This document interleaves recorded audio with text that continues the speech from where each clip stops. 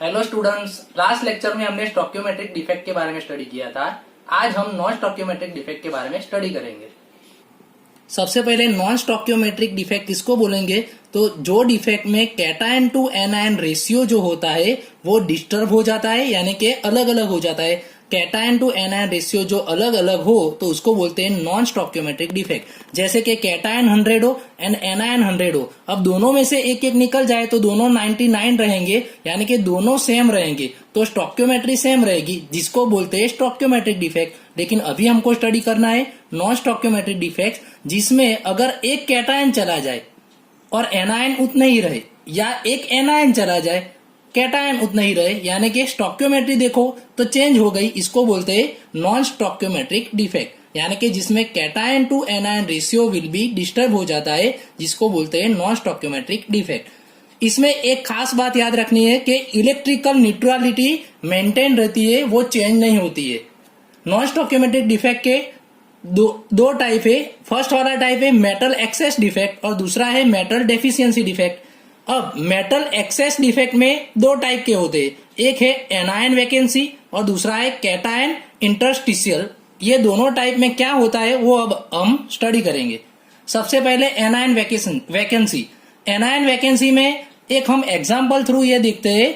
आप ये एक सिंपल क्रिस्टल सपोज कर लो कि उसमें 6 कैटायन है एंड 6 एनायन है, प्लस माइनस ये 6 कैटायन है एंड 6 एनायन है। एग्जाम्पल हम NaCl का ले ले तो 6 Na प्लस है एंड 6 Cl माइनस है, यानी कि Na एंड Cl का रेशियो 6 का है। अब क्या होता है, इसमें से किसी भी तरह यहां से एक एनायन यानी कि Cl रिमूव हो जाए, किसी भी तरह यहां से एक Cl रिमूव हो जाए तो यहां से Cl चला गया, Na तो 6 के 6 रहे, Cl एक चला गया। ये एक आपको सिंपल एग्जांपल बताता हूँ, ये नंबर आपको याद रखने जरूरी नहीं है, लेकिन आपको अच्छी तरह से थियरी पता चल जाए इसीलिए मैं ये नंबर आपको दिखाता हूँ। तो एक Cl कम हो गया, Na एक ज्यादा हो गया, तो इसमें एनायन वैकेंट हो गया, इसीलिए इसको बोलते हैं एनायन वैकेंसी। अब जो एनायन वैकेंट हुआ उसकी जगह पर कौन आएगा और ये कैसे बनती है ये डिफेक्ट मेटल एक्सेस डिफेक्ट में? तो हम यहाँ से सोडियम की वेपर पास करते हैं। जो यहाँ हमारा क्रिस्टल होता है वो क्रिस्टल के ऊपर से अगर हम सोडियम की वेपर पास करें तो सोडियम की वेपर अगर पास करेंगे तो सोडियम में से Na प्लस एंड एक इलेक्ट्रॉन बनेगा, Na प्लस एंड एक इलेक्ट्रॉन। अब जो ये इलेक्ट्रॉन है वो जो एनायन वैकेंट हुआ था उसके जगह ये इलेक्ट्रॉन आ जाएगा। यहाँ जो स्थान खाली हुआ था उस पर यहाँ इलेक्ट्रॉन आ जाएगा और जो Cl माइनस बाहर निकला वो कहाँ जाएगा? आप सोच सकते हो कि वो Cl माइनस है वो Na प्लस के पास जाएगा और NaCl बनाएगा और यहाँ इलेक्ट्रॉन आ गया। जहां पर ये इलेक्ट्रॉन आ जाता है उसको F सेंटर बोलते हैं। वो F सेंटर की प्रेजेंस के कारण ये जो मेटल है वो कलरफुल मेटल हो जाते हैं, यानी कि ये डिफेक्ट के कारण मेटल जो होते हैं वो कलर्ड वाले मेटल बनते हैं। अब एक बात यहाँ याद रखनी है कि इलेक्ट्रिकल कंडक्टिविटी इंक्रीज होगी। क्यों इंक्रीज होगी? आप सोच सकते हो कि एक इलेक्ट्रॉन बढ़ा है तो electrical conductivity and paramagnetic behaviour ये दोनों के दोनों इंक्रीज हो गए, क्योंकि दोनों में एक इलेक्ट्रॉन बढ़ा है तो दोनों क्या हो गए? इंक्रीज। और एक बात याद रखनी है कि जैसे कि मैंने यहाँ NaCl का क्रिस्टल लिया था, तो जब NaCl का क्रिस्टल होता है वो प्योर होता है, यानी कि डिफेक्ट के बगैर होता है, तब वो व्हाइट कलर का होता है या कलरलेस होता है, आप बोल सकते हैं।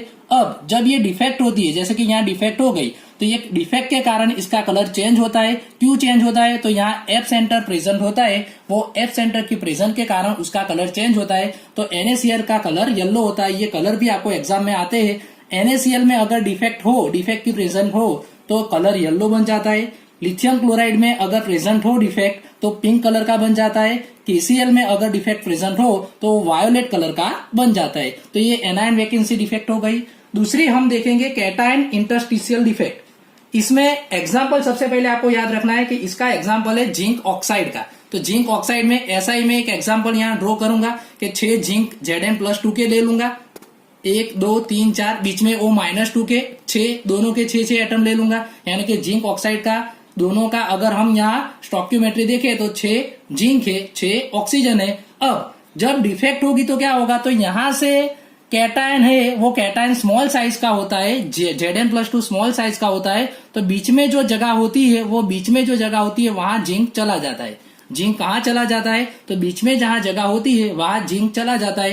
किस तरह चला जाता है वो आपको यहाँ देखने का कोई याद रखने की जरूरत नहीं, सिर्फ ये याद रखना है कि जिंक यहाँ चला गया, तो जिंक जहां पर चला जाएगा वहां जिंक की नंबर बढ़ जाएंगे और ऑक्सीजन तो जितने थे वैसे के वैसे ही रहे। तो यहाँ एक जिंक नया आ गया, यानी कि जिंक 7 हो गए और ऑक्सीजन 6 के 6 थे, तो यहाँ स्टोक्योमेट्री क्या हो गई? चेंज हो गई, इसीलिए इसे बोलते हैं नॉन स्टोक्योमेट्रिक डिफेक्ट। यहाँ पर भी आप सोच सकते हो कि यहाँ भी इलेक्ट्रॉन चार्ज बढ़ जाएगा, तो electrical conductivity and paramagnetic behaviour ये दोनों इसमें भी क्या हो गए? इंक्रीज हो गए।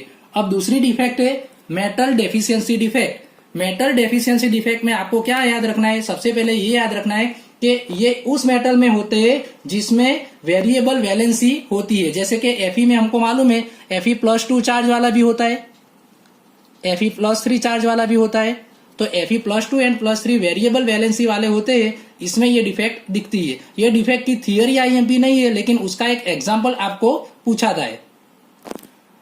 एग्जाम्पल हम यहाँ लेते हैं FeO का, तो वो भी हम सिंपल स्ट्रक्चर यहाँ ड्रॉ कर सकते हैं। 6 Fe+2 लेंगे, 6 O-2 लेंगे। अब क्या होगा? Fe के 6 एटम है, ऑक्सीजन के भी 6 एटम है। अब हमको यहाँ क्या करना है? ये याद रखना है कि Fe के 3 एटम हम यहाँ Fe+2 के निकालते हैं। Fe+2 के 3 एटम हम निकालते हैं, यानी कि 3 Fe+2 रिमूव किए, तो हमको चार्ज तो सेम रखना है क्योंकि इलेक्ट्रिकल न्यूट्रलिटी तो हमको मेंटेन करनी है। तो 3 2 6 यानी +6 चार्ज वाले कोई एटम दूसरे लाने पड़ेंगे। अब हमारे पास Fe का दूसरा एटम कौन से चार्ज वाला है? Fe+3 चार्ज वाला है, तो Fe+3 चार्ज वाले कितने एटम लाएंगे?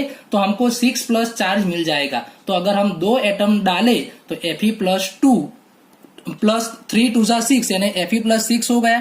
तो 3 Fe+2 रिमूव किए। आप यहां से सोच सकते हो कि यहां से हमने 3 Fe+2 निकाल दिए और उसकी जगह पर हमने 2 Fe+3 लाए, तो एक जगह तो वैकेंट रहेगी नहीं। तो इस टाइप की डिफेक्ट को बोलते हैं मेटल डेफिशिएंसी डिफेक्ट। अब यहाँ Fe 6 एटम के बदले कितने हो गए? 5 एटम, और ऑक्सीजन के 6 के 6 है। ये IMP है सम्स के लिए, यानी कि आप अच्छी तरह से याद रखना इसमें क्या होता है। तो FeO के सम आते हैं, वो नेक्स्ट लेक्चर में हम स्टडी करेंगे।